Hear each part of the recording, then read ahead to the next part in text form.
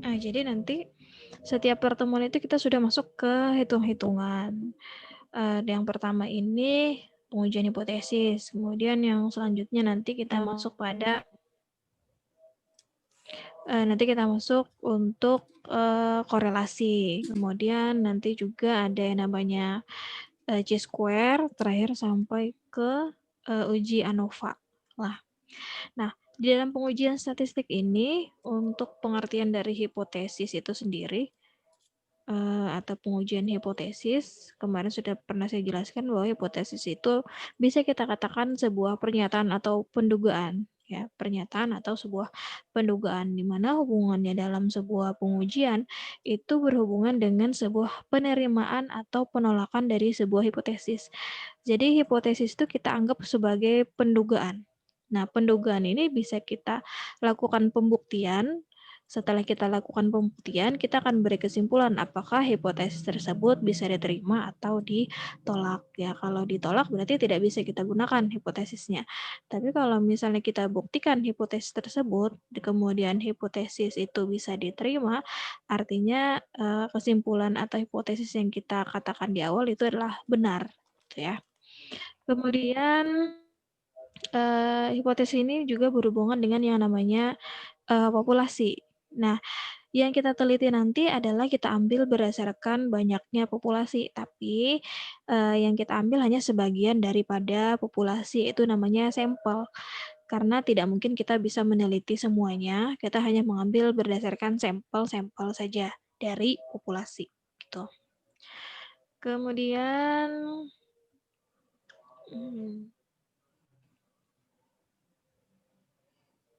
nah di sini sebelumnya juga sudah saya jelaskan bahwa hipotesis itu ada dua jenis. Ada yang namanya hipotesis nol, ada yang namanya hipotesis alternatif. Hipotesis nol, hipotesis nol itu notasinya H0, kemudian hipotesis alternatif HA atau H1. Tapi di sini saya lebih mudah menggunakan H1 saja, ya. Kemudian, nah kalau ini bentuk pasangannya, ya. Jadi dari beberapa buku yang dijumpai, biasanya itu H0 ini dengan H1 itu dua hal yang bertolak belakang atau kebalikan. Kalau H0-nya A, berarti H1-nya menjadi B. Jadi dua hal yang bertolak belakang. Kalau dalam pengoperasiannya jadinya seperti ini ya. Nah, jika H0-nya itu menggunakan operasi lebih dari sama dengan, berarti H1-nya dia kurang dari, lebih dari ya. Kalau H0-nya itu kurang dari sama dengan, berarti H1-nya menggunakan operasi lebih dari. Jadi dua hal yang kebalikan. Kalau H0-nya itu lebih dari sama dengan, maka H1-nya itu adalah kurang dari gitu. Nah, kalau H0-nya itu sama dengan, berarti H1-nya tidak sama dengan. Ya, jadi dua hal yang kebalikan. Itulah. Kemudian, nah, contoh di sini. Misalnya kita menggunakan pendugaan hipotesis untuk menganalisis sebuah sistem pendaftaran ulang. Jadi awalnya ada sebuah sistem pendaftaran ulang menggunakan sistem yang manual dengan rata-rata waktunya itu 50 menit. Ya, jadi kalau melakukan pendaftaran ulang dengan manual, rata-rata waktunya itu adalah 50 menit. Nah, coba kita gunakan sebuah hipotesis ya.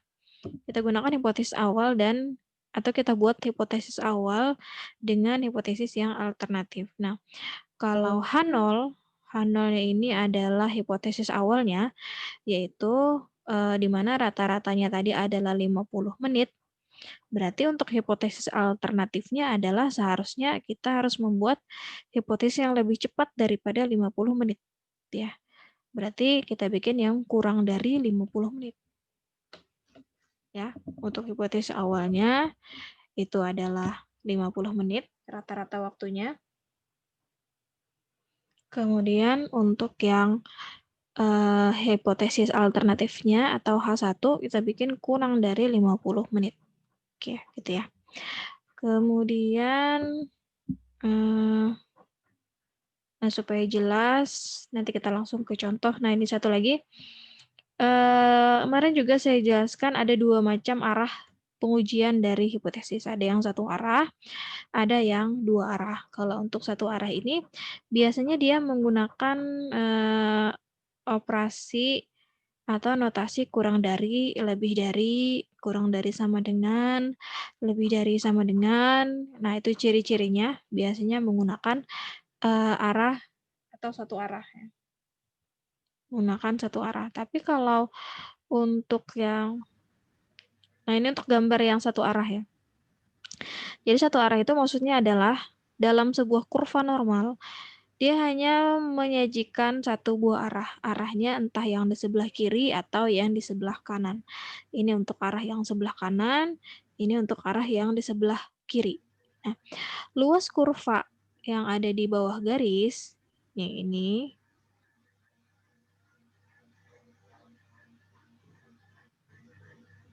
nah, luas kurva yang ada di bawah kurva normal, ini adalah satu nilainya, adalah satu. Ukuran yang di sebelah kiri ini adalah 0,5 dan sebelah kanan juga 0,5. Ya, jadi ini untuk yang satu arah. Kalau yang dua arah, ini juga bentuk kurvanya sama, tetapi dia biasanya menggunakan persamaan atau pengoperasian tambah, sama dengan, dan tidak sama dengan. Gitu ya. Jadi ciri-cirinya kalau ada persamaan menggunakan kurang dari, lebih dari, kurang dari sama dengan, lebih dari sama dengan, berarti dia satu arah. Tapi kalau menggunakan persamaan sama dengan, tidak sama dengan, berarti dua arah. Gitu. Dua arah itu maksudnya ada dua sisi yang kita buat. Ya, dua batas, sisi kiri dan sisi kanan sekaligus. Ini dua arah. Kalau satu arah itu hanya salah satu saja, entah itu sebelah kiri atau yang di sebelah kanan. Nah, di sebelah kiri ini nilainya adalah negatif. Kalau di sebelah kanan ini arahnya positif nilainya. Jadi kalau ada titik minus misalnya, berarti itu yang negatif. Tapi kalau yang nilainya itu positif, berarti di sebelah kanan kita bikin, gitu ya. Kemudian di sini ada beberapa langkah pengujian untuk pengerjaan uji hipotesis. Ada 7 langkah. Ya, kita kerjakan satu persatu. Jadi yang pertama itu kita tentukan dulu H0 dan H1. Jadi kalau kita ada ketemu soal, kita tentukan dulu hipotesis awal dan hipotesis alternatif. Karena ini bergantung untuk pengujian selanjutnya. Ya. Ini mau ngetes atau apa nih? Si Muhammad. Coret ya. Kemudian tahap kedua, baru kita menentukan statistik uji. Nah, statistik uji ini kita lihat berdasarkan banyaknya sampel. Kalau sampelnya itu lebih daripada 30, ya, mulai dari 30 ke atas, ya, kita gunakan tabel Z, tabel ujinya. Tapi kalau 30 ke bawah, itu kita gunakan tabel T. Ya. Kemudian sekarang kita tentukan arah pengujiannya. Arahnya arah satu atau yang dua arah. Nah, arah pengujian ini kita lihat berdasarkan H1 nanti. Nanti kita lihat berdasarkan H1-nya. Kalau H1-nya itu menggunakan persamaan kurang dari, lebih dari, berarti kita gunakan satu arah. Tapi kalau H1-nya dia menggunakan sama dengan, tidak sama dengan, berarti dua arah. Ya. Kemudian untuk taraf nyatanya, ini nanti kita lihat berdasarkan wilayah kritis. Yang ini, kemudian 5 kita menentukan titik kritisnya, daerah-daerah penolakan dan penerimaan H0. Kemudian di sini kita cari statistik Z hitung atau T hitung. Kemudian baru kita menarik kesimpulan apakah H0-nya diterima atau ditolak. Gitu. Kita lanjut ke contoh saja. Nah, ini untuk tabel-tabel yang biasa kita lihat untuk memudahkan kita pengerjaan pengujian statistik atau pengujian hipotesis. Contoh. Nah, di sini ada 100 nasabah bank.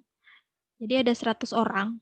Ya, dari 100 orang ini mereka melakukan penarikan uang melalui ATM. Ya, penarikan uang melalui ATM itu rata-ratanya adalah 495 yang ini per bulan. Jadi rata-rata dari 100 orang ini, rata-rata mereka menarik uang melalui ATM itu sebanyak 495 dengan simpangan baku 45. Simpangan baku ini sudah pernah pada statistik deskriptif ya. Simpangan bakunya 45. Dengan taraf nyatanya adalah 1%. Taraf nyata ini adalah toleransi untuk menerima H0 ya, taraf nyatanya. Jadi toleransi dari hipotesis. Biasanya taraf nyata ini dinyatakan 1%, 5%, 10% gitu. Jadi ini sudah ada di soalnya ya. Taraf nyatanya 1%, ujilah ya. Sekarang kita uji. Yang kita uji ini benar tidak pernyataan yang di sini. Tuh. Yang A, apakah rata-rata nasabah menarik melalui ATM kurang dari 500 per bulan? Gitu ya. Jadi dia bikin hipotesis. Apakah rata-rata 100 orang tadi menarik uang melalui ATM itu kurang dari 500 per bulan? Ya, di sini ada kurang dari. Berarti persamaannya seperti ini, kurang dari 500 gitu ya. Ini H1-nya nih. Pertanyaannya tadi. Kemudian apakah rata-rata nasabah menarik ATM tidak sama dengan per bulan? Nah, ini pada saat kesimpulan akan kita jawab. Pertama kita ketahui terlebih dahulu. Kita ketahui tadi yang kita lihat adalah di sini ada X rata-rata. Nah, di sini dari soal sudah ada X rata-rata. Jadi rata-rata penarikan per bulan itu 495 ya. Kemudian ini adalah hipotesis awalnya. Rata-rata untuk hipotesis awal H0 adalah 500. Saya ambil dari sini. Ya, hipotesis awalnya. Kemudian S ini adalah simpangan bakunya yang ini atau standar deviasi. Kemudian ini adalah taraf nyatanya 1%. Ya, taraf nyata 1%. Kemudian N ini adalah sampel atau banyaknya data. N kecil ya. Kalau N besar itu namanya populasi. N kecil, sampelnya ada 100. Nah, 100 berarti ini lebih dari sama dengan 30 ya. Kalau 30 ke atas, berarti kita gunakan tabel Z. Yang kita gunakan tabel Z. Kalau di bawah dari 30, itu namanya tabel T. Nah, sekarang. Tadi ada 7 tahap yang harus kita buat. Pertama, tadi kita menentukan hipotesis 0 dan hipotesis alternatif. H0, H1. Ya. H0 tadi adalah sama dengan 500 kita bikin. Ya, H0-nya yaitu yang ini itu sama dengan 500. H1 ini saya ambil dari pertanyaan yang ini. Ya kan? H1 itu kurang dari 500. Ini kan ada tanda kurang. Ini yang satu. Ini sudah kita tentukan hipotesis 0 dan hipotesis alternatif. Kemudian nomor 2, kita menentukan statistik uji. Nah, dari mana saya memilih ini tabel Z? Karena sampelnya besar. Ya, lebih dari 30. Kita gunakan tabel Z. Kemudian, 3, kita menentukan arah pengujian. Arah pengujiannya, saya gunakan satu arah. Karena, sini pertanyaannya adalah kurang dari 500. Kalau ada kurang dari, lebih dari, berarti satu arah. Kalau ada sama dengan, tidak sama dengan, berarti dua arah. Paham sampai di sini? Paham. Kemudian 4, taraf nyatanya. Taraf nyata, ini dari yang 1%, taraf nyata ini, saya coba bikin desimal, 0,01 bentuk desimalnya. Nah, dari nomor 4 ini, kita akan hitung berapa titik kritisnya. Ya, caranya adalah 0,01 ini kita kurangkan dengan 0,5. Ya. 0,5 dikurang dengan 0,01. Dari mana saya dapat 0,5? 0,5 itu adalah luas kurva sebelah kiri atau kanan. Ya, saya ambil setengah karena ini satu arah, ya kan? Kita belum tahu arahnya ini sebelah kiri atau kanan. Yang pasti luas setengah kurva yang ini ya. Nah, ini 0,5. Di sini 0,5. Oke. Jadi 0,5 itu saya kurangkan dengan 0,01. Hasilnya adalah 0,49. Sampai di sini paham dulu? Sampai 0,49.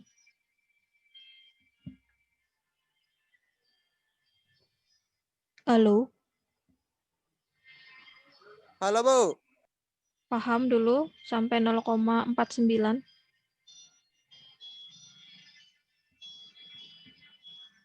Allah. Nah, sekarang kita dapat 0,49. Sekarang kita lihat ke tabel Z. Nih ya. Saya kembali ke sini. Nah, tadi nilai yang didapatkan itu setelah saya kurangkan dengan 0,5, hasilnya 0,49 kan? Nah, di sini rata-rata 4 angka di belakang koma. 0,1985, 0,3051. Ini rata-rata 4 angka di belakang koma. Berarti di sini kalau kita buat supaya mudah 0,4900 gitu ya. Nah, sekarang kita cari yang mendekati 0,4900. Jadi maksudnya adalah dari taraf nyata tadi, kita convert datanya menggunakan tabel Z. Ya, dengan tabel yang ini. Kita convert datanya menggunakan tabel Z agar kita mudah membuat titik kritisnya. Nah, 0,49 kalau kita cari di sini ini kan 0,40 berarti masih jauh. 0,45, 0,47, 48, 49. Nah, di sini. Mana yang lebih mendekati 0,4900? Nah, di sini. Nah, nggak ada kayaknya 0,4900. Adanya 0,4901. 0,4901 berada pada 2,3 ke atas. Ini pada 3. Berarti pada tabel Z adalah 2,33. Paham?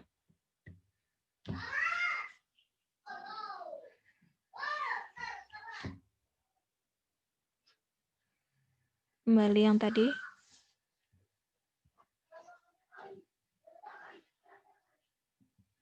Nah, ini. Nilainya pada tabel Z itu adalah 2,33. Paham dulu sampai 4? Halo? Paham, Bu. Paham. Sekarang kita ke 5. Kita tentukan wilayah kritis. Nah, 5, ini saya back dulu. Saya lihat pada tabel yang ini. Ya, kita lihat pada tabel yang ini. Wilayah kritis mana yang harus kita pakai? Nah, di sini ada wilayah kritis. Ada 3 macam wilayah kritis. Mana yang harus kita pakai? Kita lihat berdasarkan H1. Kita kembali ke H1. H1-nya tadi adalah persamaannya dia menggunakan kurang dari. Ini ya. Kurang dari. Kurang dari. Coba kita kembali. Mana yang harus kita pakai?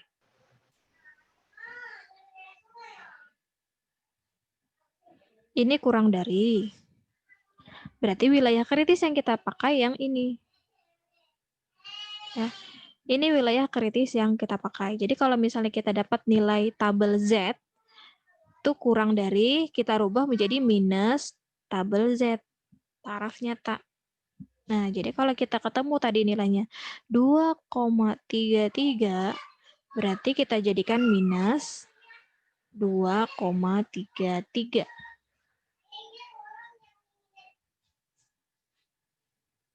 Makanya dapatnya yang ini. Ini ya.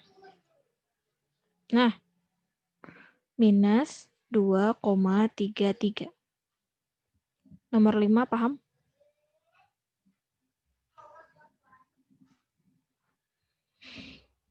Paham nomor 5?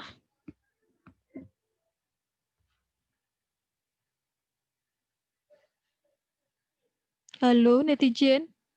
Paham, Bu. Iya dong, bersuara. Nah, sekarang ke-6. 6 sudah kita dapatkan wilayah kritis, baru kita gambar. Nah, tadi kita dapatkan di 4 tadi adalah minus. Ya, minus 2,33. Karena minus, berarti arahnya itu di sebelah kiri. Sini. Ya, ini bagian minus, di sini bagian yang positif. Kalau saya dapatnya 2,33, berarti saya harus gambar di sebelah kanan. Kalau saya dapatnya minus, berarti gambarnya di sebelah kiri titiknya. Nah, ini adalah batas untuk daerah penolakan dan daerah penerimaan. Di sini berarti adalah Z tabel. Berarti nilai Z berdasarkan tabel. Gitu ya. Nilai Z berdasarkan tabel itu minus 2,33. Sini. Yang di sebelah sini adalah daerah penolakan. Ya. Yang di sebelah sini adalah daerah penerimaan. Ya. Sebelah kanan ini daerah penerimaan, sebelah kiri ini adalah daerah penolakan. Nah, langkah 6 adalah kita cari Z berdasarkan hitung-hitungan. Ya. Yang tadi yang kita cari nilai Z berdasarkan tabel. Nah, sekarang nilai Z berdasarkan hitung-hitungan. Kita ke 6. Kita gunakan persamaan yang ini. Dari mana saya dapatkan persamaan? Dari tabel yang tadi saya lihat. Ya, dari ini ya. Dari tabel.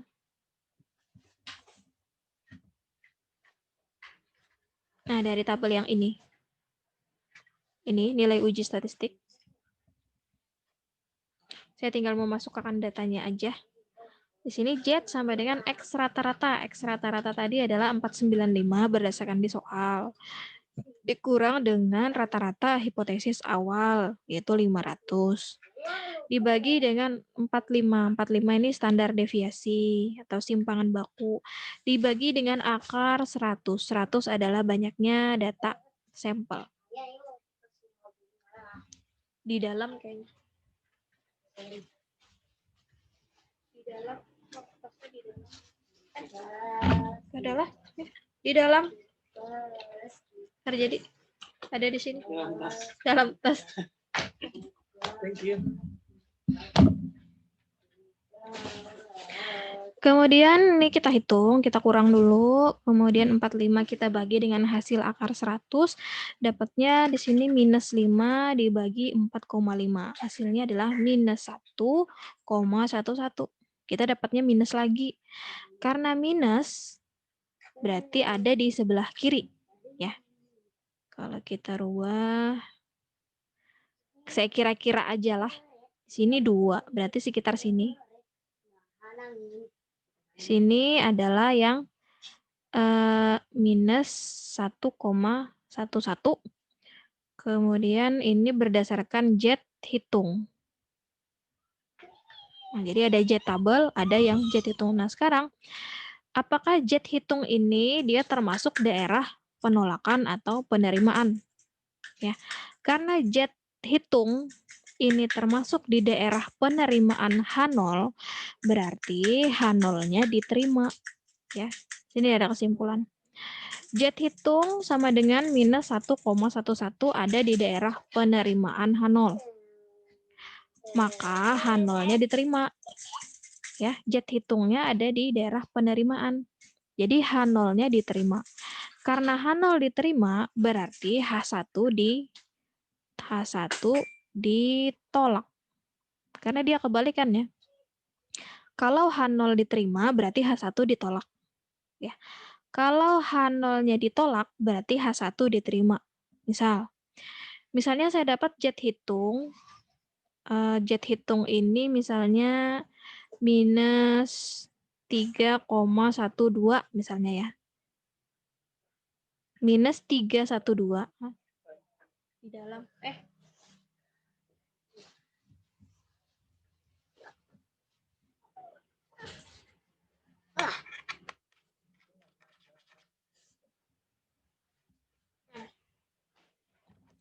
misalnya saya dapat jet hitung minus 3,12.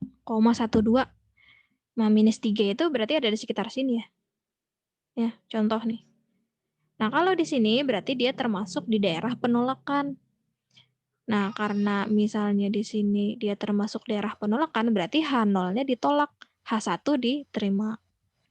Itu aja ya, jadi dia kebalikan. Nah, karena di sini jawabannya adalah minus 1, dia termasuk di daerah penerimaan, berarti H0 diterima. Coba kita lihat H0. Nah, ini H0-nya. H0-nya apa? Nah, ini H0. Di mana rata-ratanya itu sama dengan 500. Ya, rata-ratanya sama dengan 500. Sehingga H1-nya ditolak. Artinya pernyataan yang ini salah berarti. Ini salah. Sebenarnya itu sama dengan 500 rata-ratanya, bukan 495. Itu intinya. Gitu ya. Bukan kurang dari 500, tapi sama dengan 500. Sampai di sini paham?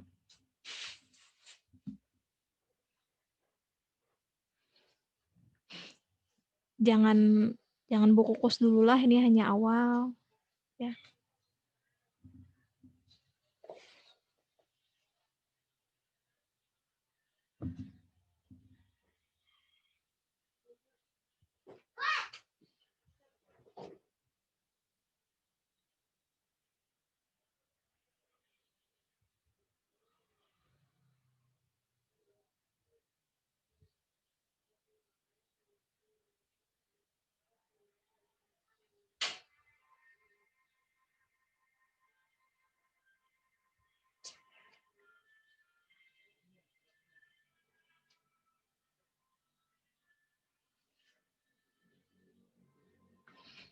Gimana sampai di sini? Ada yang ditanyakan? Halo?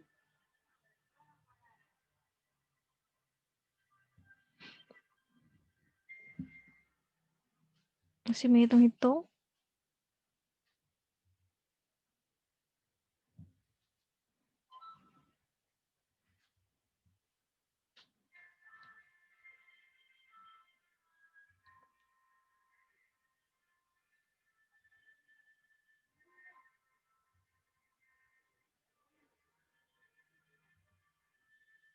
Mana yang lain?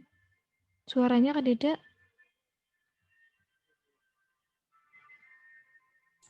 Ada Bu, ada Bu. Iya Bu, ada Bu. 1, 2, dari kurang dari 30 Ada orang. Bu, ada. Ada sayang, ada. Ada Bu, ada Bu. Ada Bu, ada.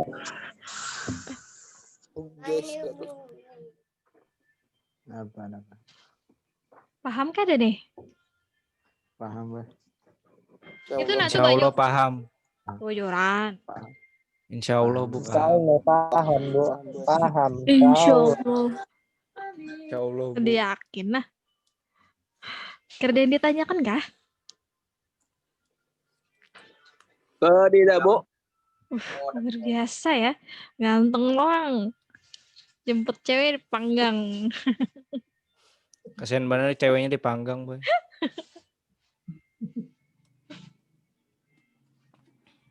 Nanti kita next lah.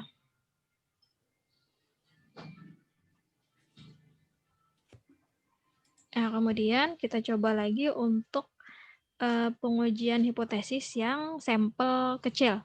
Kalau tadi kan sampel besar, N-nya ada 100. Nah, berarti ini untuk sampel yang kurang dari 30. kurang dari 30 sampel. Nah, kalau kurang dari 30 berarti tabel yang kita gunakan adalah tabel T. Ya, kalau sampelnya besar tabel Z, kalau yang sampelnya kecil berarti tabel T. Di sini juga ada tabel untuk wilayah, mengetahui wilayah kritis mana yang harus kita gunakan berdasarkan dari H1-nya. Ya. Kemudian untuk nilai ujinya persamaannya hampir mirip seperti yang tadi, bedanya adalah di sini kita menggunakan tabel T saja. Itulah. Kita beri contoh.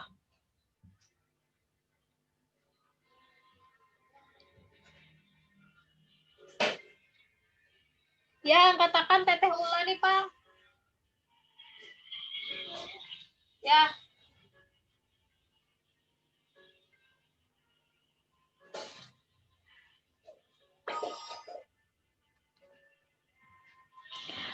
Nah, contohnya di sini ada seorang spesialis. Ya, ada seorang spesialis yang khusus menguji rata-rata penguasaan oleh beberapa orang karyawan, ya, untuk pekerjaan sekretaris. Nah, dia itu menguji 25 orang karyawan, ya, jadi 25 sampel. Dari 25 orang ini, dia mendapatkan rata-ratanya itu sekitar 22 bulan.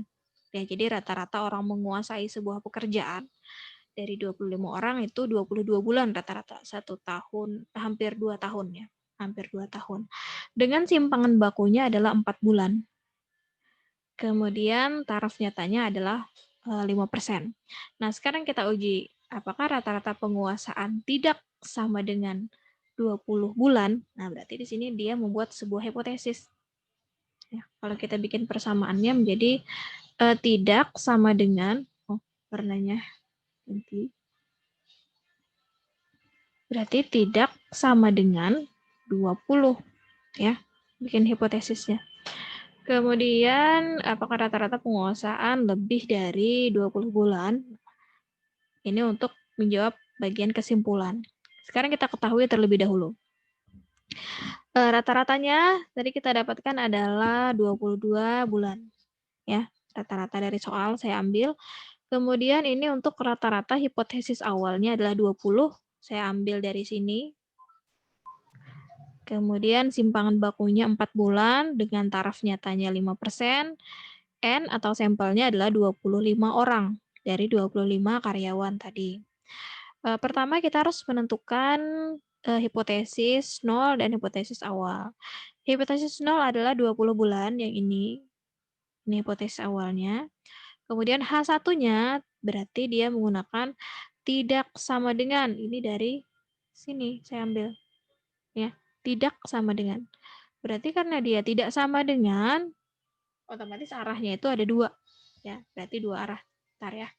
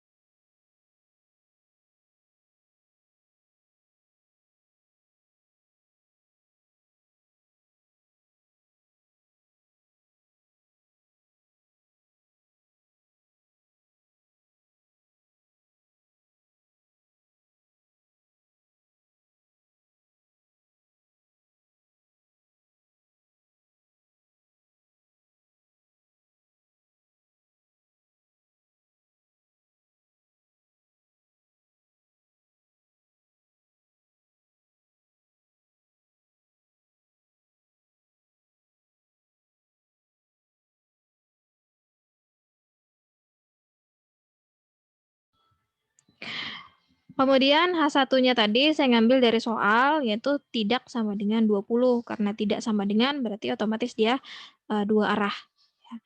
Kemudian 2, kita gunakan tabel T karena sampelnya kurang dari 30. Arahnya tadi 2. Kemudian taraf nyatanya ini 5%. 5% sama dengan 0,05. Harus kita bagi 2 karena kita ngikutin apa yang ada di tabel yang ini ya. Nah, yang ini. Karena di sini perintahnya adalah taraf nyatanya harus dibagi dengan 2. Ini. Tadi pertanyaannya tidak sama dengan, ya kan, berarti ini wilayah kritisnya berarti harus yang ini kita ambil. Di mana taraf nyatanya itu dibagi 2.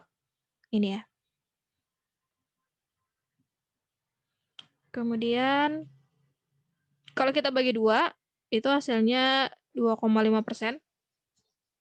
Bentuk desimalnya 0,025. Ya, 0,025. Kemudian kita lihat wilayah kritis. Wilayah kritis di sini DB sama dengan N dikurang 1. Ini saya ambil dari tabel yang tadi. Sama dengan 25 dikurang 1. Ya, 25 tadi banyaknya data. Sama dengan 24. Jadi wilayah kritisnya itu adalah 24 dengan 2,5% atau 0,025. Karena dua arah, ya, karena dua arah berarti kan ada di sebelah kiri dan ada juga di sebelah kanan. Ya, sebelah kiri dan sebelah kanan. Kita tinggal menentukan titiknya ini berada di mana. Nah, dengan cara melihat di tabel T. Nah, sekarang kita lihat tabel T.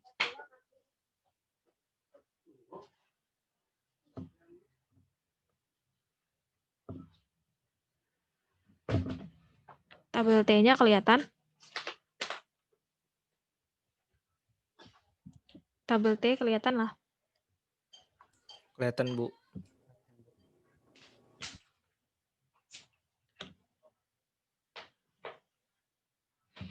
Nah, tadi kita dapatkan nilai untuk wilayah kritisnya adalah 24 titik koma, kan? 24 titik koma 2,5%. Ya. Berarti 2,5% ini 0,025. Ya.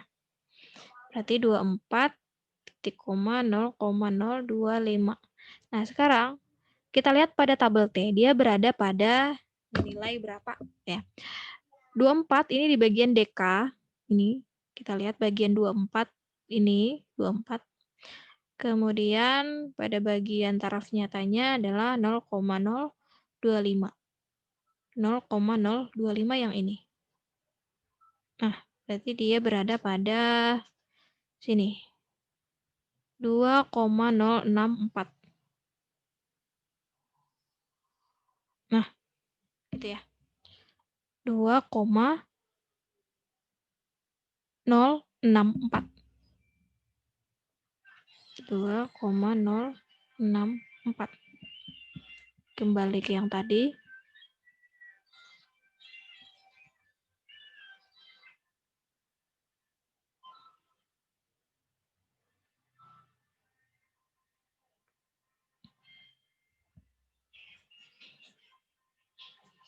Baru kita gambarkan wilayah kritis. Nah, jadi karena ada dua arah, berarti ada bagian yang positif untuk 2,064, kemudian ada bagian yang negatif minus 2,064. Ada di bagian sini, kemudian ada di bagian sini. Oke. Berarti di daerah sini, di tengah-tengah, ini adalah daerah penerimaan. Kemudian untuk yang di daerah sini adalah daerah penolakan. Ini untuk yang T tabel. Ini juga T tabel. Nah, sekarang kita buat T hitung.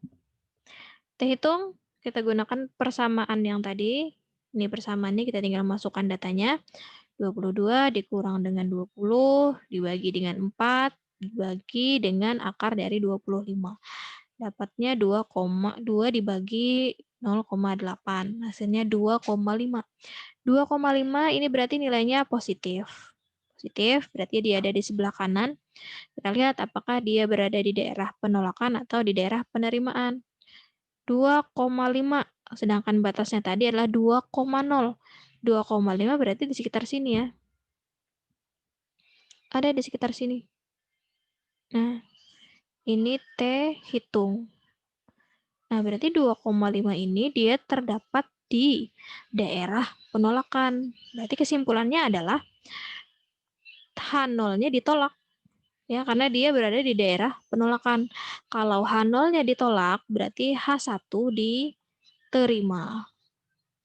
Itu ya.